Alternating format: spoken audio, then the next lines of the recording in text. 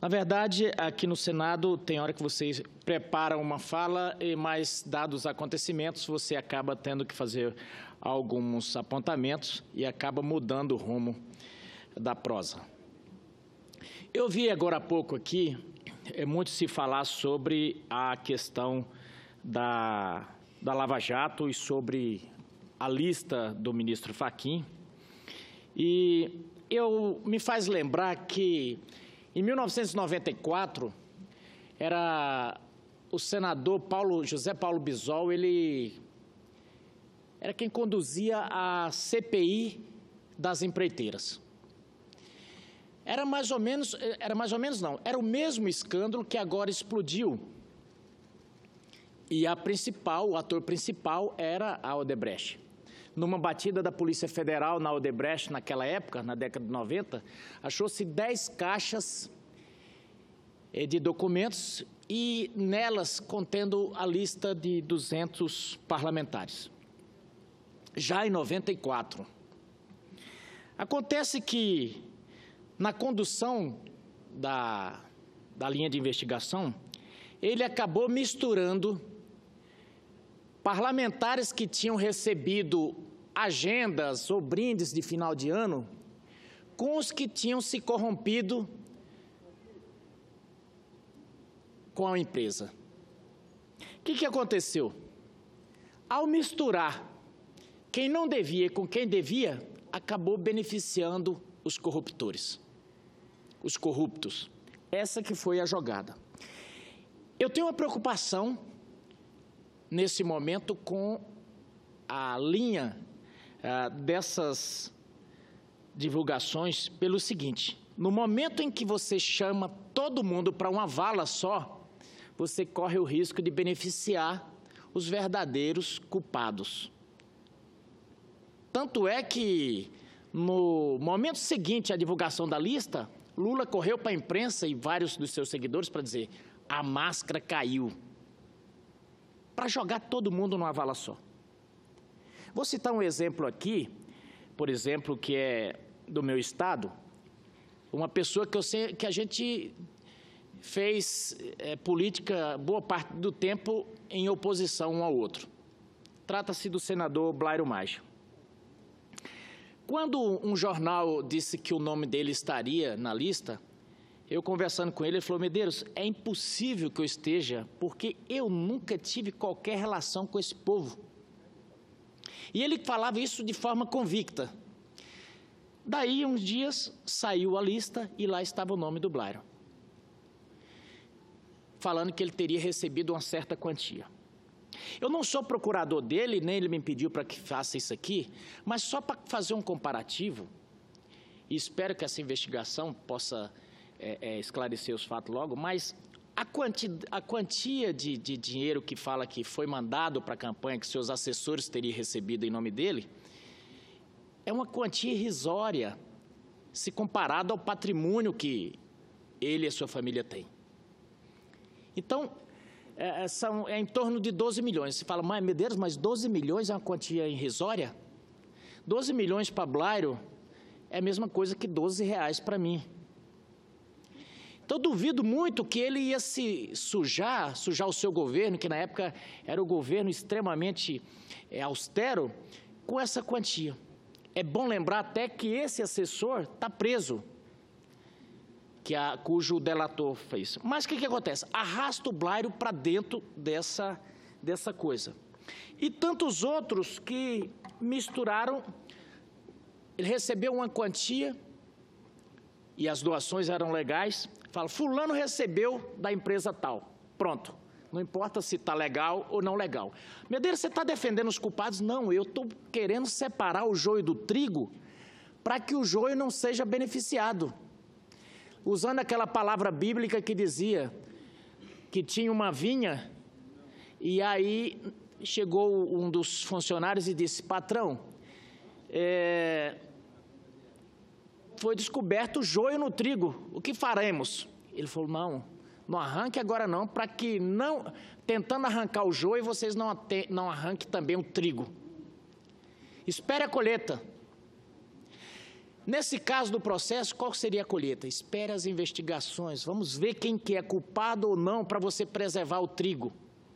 Mas nós estamos correndo o risco de, nesse afã, acabar com o trigo e manter o joio. Essa é uma das preocupações. E eu falo isso em benefício da Operação Lava Jato, para que não caia no discreto. Mas hoje foi feito várias reflexões aqui, senador Cidinho, ao qual parabenizo pela audiência que Vossa Excelência fez aqui, em homenagem ao Roberto Campos, esse ilustre mato-grossense que faria 100 anos hoje.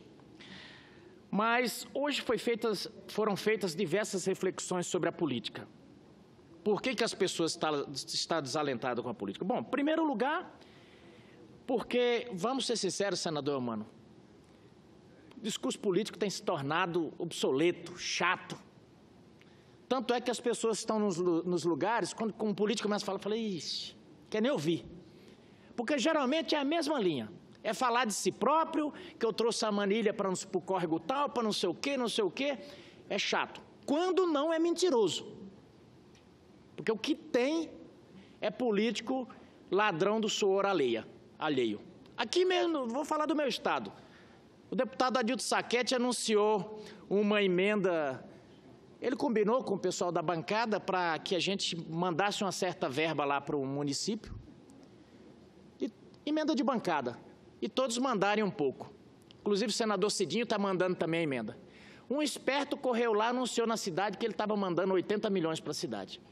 Então esse tipo de jogadinha, a população vai descobrindo e vai ficando enjoada.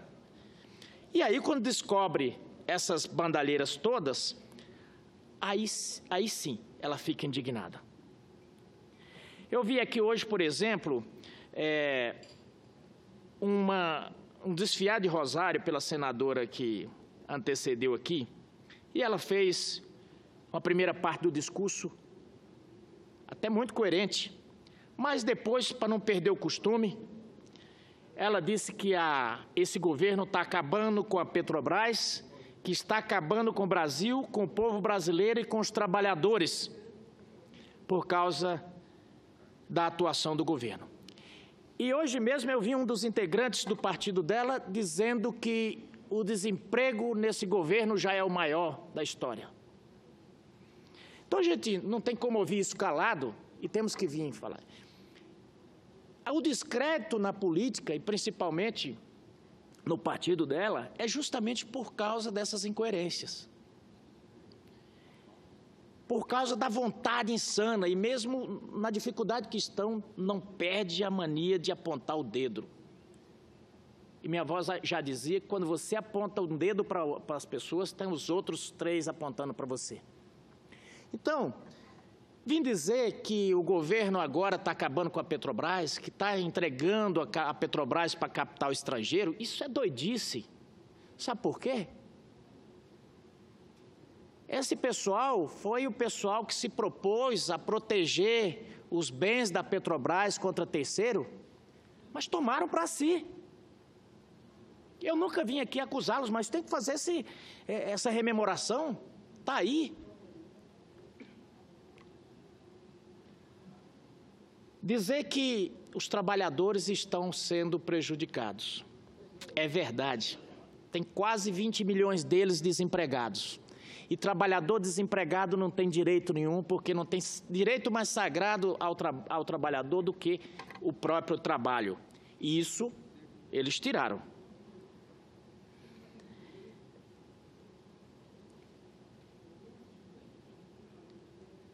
Outro ponto.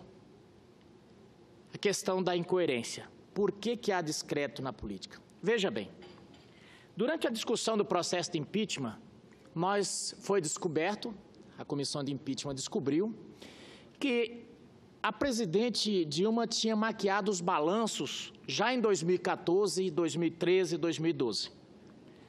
Quando fomos tratar do tema, a linha de defesa não aceitava, e como de fato acabou não sendo aceito, que a presidente fosse responsabilizada por ações que aconteceram no outro mandato. Ou seja, a presidente não poderia ser processada por atos acontecidos no outro mandato, fora do mandato dela, fora desse mandato, embora que o governo dela fosse continuidade. Pois bem, o PSOL, que é um dos puxadinhos e uma das viúvas do governo que caiu, entrou com um mandado pedindo para que o presidente Temer tenha que responder por fatos acontecidos fora do mandato. Então, estou só comparando essa coerência dessas pessoas. Medeiros está defendendo que as pessoas não respondem por os crimes. Não, a Constituição não diz isso. O presidente responde sim pelos crimes deles, que aconteceu fora do mandato, quando terminar o mandato. Isso é feito justamente para ter segurança jurídica. Depois que terminar o mandato, o sujeito responde. Mas essa é a coerência dessas pessoas. Sobre as reformas. Eu vi há poucos dias um vídeo em que um ex-presidente defendia o seguinte, defendendo que a Dilma fizesse a reforma da Previdência, ele dizia: quando a lei Ló Chaves foi criada, o brasileiro morria com 40, 50 anos. Hoje ele morre com quase 70, 80. Eu mesmo já estou perto de ir. O Brasil inteiro sabe quem falou isso. Luiz Inácio Lula da Silva. Ele estava defendendo que a Dilma fizesse a reforma da Previdência. Mas agora se debruça com a sanha justiceira, defendendo o Estado Social, defendendo servidores públicos, sendo que aqui não faziam isso quando estava no governo. Critica tudo, sendo que tiveram 13 anos. É essa incoerência que leva a... E depois a arrogância. Nós vivemos num país que a Constituição diz que o Estado é laico, é bem verdade. Mas o povo é católico, são povo cristão. E tem um povo que respeita muito a divindade. E essas pessoas brincaram com Deus o tempo inteiro.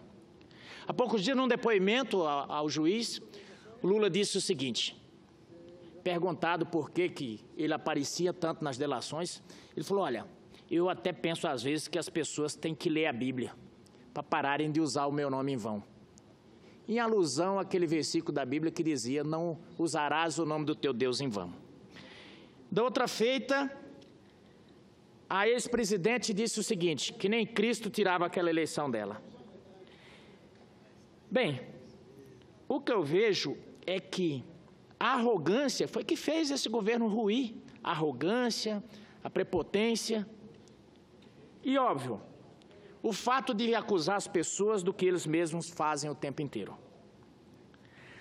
Agora, recentemente, está a polêmica do sítio. E todo mundo dizendo que o sítio não é do Lula, que o sítio é de um amigo do Lula, que o sítio é de um amigo. Agora, nessas delações, é que eu fui descobrir que o Lula estava falando a verdade. Ele estava falando a verdade. O sítio realmente é do amigo, o triplex também é do amigo. Mas aí que veio o Marcelo Odebrecht e disse, não, é que o amigo é o Lula. O amigo, o codinome dele era o amigo. E eu pensando que era de um amigo dele. Mas não, ele realmente estava falando que o sítio era dele. Aí vem aqui começar a dizer que ele está sendo desconstruído. Não está. O Brasil inteiro torceu por Lula. O Brasil inteiro torceu pelo Lula como se fosse numa Copa do Mundo. De direita, esquerda, centro, alto e baixo. Essa é que é a grande verdade. E achava, e até acha, ele um cara boa prosa, um bom vivan. Mas o que aconteceu com ele? Ele se desconstruiu. Isso é problema dele, não é culpa de ninguém. Aí vem dizer que as pessoas estão querendo desconstruir o Lula. Não, ninguém está desconstruindo. Aliás, na política, ninguém desconstrói ninguém. O que acontece é que ele está respondendo foi acusado de 234 crimes. 211 só de lavagem de dinheiro. Se ele for condenado a esses crimes todos, senador Cidinho, ele vai pegar de 28 a 110 anos de prisão. Essas falas de dizer, de passar por coitado, olha, o Lula pode ser tudo, menos coitado. Lula é uma das cabeças mais brilhantes desse país, é um dos sujeitos mais inteligentes que tem, e ele não se passa por coitado. É um sujeito que assumiu a presidência da República, a camisa não pesou, falava na ONU, falava em tudo que é passo. Agora, é o seguinte, ele tem uma característica interessante. Quando ele está por cima, ele arrota que nem um leão. Quando ele está por baixo, mia que nem um gatinho. Usa, se vitimiza, e sempre foi esse o discurso para que pudesse lograr êxito. O discurso de quê? No momento é pelos pobres, defende os pobres, defende os oprimidos. Mas na mesa, na hora da janta, era com Marcelo, era com Emílio que ele se debruçava. E por falar em Emílio e Marcelo, eu não sou daqueles que acham que nós devemos acabar com a empresa, senador Eumano. Eu penso que tem que a justiça tirar da mão, tirar os gestores da empresa, mas nós temos que ver que deve ter aí mais de 30 mil pessoas empregadas nessas empresas e um monte de obras paradas. Eu acho que o Estado devia intervir, pôr essa empresa para funcionar e depois venda. Elas paguem o que tiver que pagar pelos danos ao erário, mas o que não pode é ficar, destruir um patrimônio desse tamanho. Penso também que essa Lava Jato serve para uma reflexão. A legalização da atividade de lobby, para que as pessoas saibam quem trabalha com quem. Eu acho que é justo que as empresas tenham os seus defensores, onde quer que seja, mas é justo também que o eleitor saiba, olha, se o senador Medeiros está recebendo dinheiro para a campanha de pessoas ligadas à empresa tal, ele já fica com aquele carimbo, olha, ele trabalha como lobista da empresa tal. Assim como tem em outros países, a indústria das armas tem lá seus parlamentares. Que tenham, não tem problema, mas aí cada um vai saber, porque aqui não vamos diferenciar. Quem trabalha, eu, por exemplo, sou ligado aos servidores públicos. Sou um defensor dos servidores públicos aqui. Trabalho pelos servidores públicos aqui. Não tem muita diferença entre o que eu faço e a pessoa que defende A ou B ou C ou qualquer outra corporação. Agora, isso precisa ser legalizado e não pode ser, olha, eu defendo o MST, eu sou bonitinho. Eu defendo a Petrobras, eu sou feio. Ou eu defendo os bancos. Não, tem que ver o seguinte, cada um no seu quadrado, mas o eleitor tem que saber disso. Isso tinha que ser às claras, porque isso já acontece aqui e é tudo escondidinho. E isso é que depois, quando fica público, parece uma coisa nefasta, imoral e tal. Eu penso que nós deveríamos parar com essa hipocrisia. Primeiro o seguinte, criar um sistema de financiamento de campanha para as pessoas saberem de onde vem o dinheiro. Segundo, regulamentar essa atividade de lobby. O que as pessoas querem é transparência. Ora, tem os transparência. Se você tomar um café aí na rua, vai para o portal Transparência, o eleitor fica sabendo quanto você gastou no café. Por que não saber como é que é a sua... Que ventos assopram na sua vela da sua atividade parlamentar? Então é isso. E já encerrando, senador Paulo Rocha, esse baluarte do Pará, eu digo o seguinte, está se aproximando as eleições de 2018. E aí fica esse discurso de tentar contaminar. Olha, querem desconstruir o Lula porque não querem ele candidato em 2018. Eu torço que o Lula venha a ser candidato em 2018. Espero que ele seja, para que ele seja julgado pelo povo. E se o povo disser, não, eu quero o Lula lá, e que ele possa, e ele ter licença para fazer tudo o que quer, tudo bem, mas o povo escolha. Porque senão vai ficar essa cantilena, que ele ganharia a eleição. Eu quero que ele seja julgado nas urnas. Eu quero que ele seja desmascarado durante o período eleitoral. Porque essa flauta dele, essa mentirada, essa história de dividir o país entre pobres e ricos, negros e brancos, entre dividir gêneros, enfim, política da divisão, dividir para conquistar, ela tem que parar. E tem que parar com a inanição total dessa linha de pensamento. Desses sepulcros caiados que a todos acusa, mas que não quer assumir responsabilidade por nada. É como aqueles diziam, ai de vós, escribas e fariseus, que atam os lombos dos homens com fardos pesados aos quais vós não tem coragem nem de tocar os dedos. Esse é o estilo da maioria dessa gente. Muito obrigado, senhor presidente.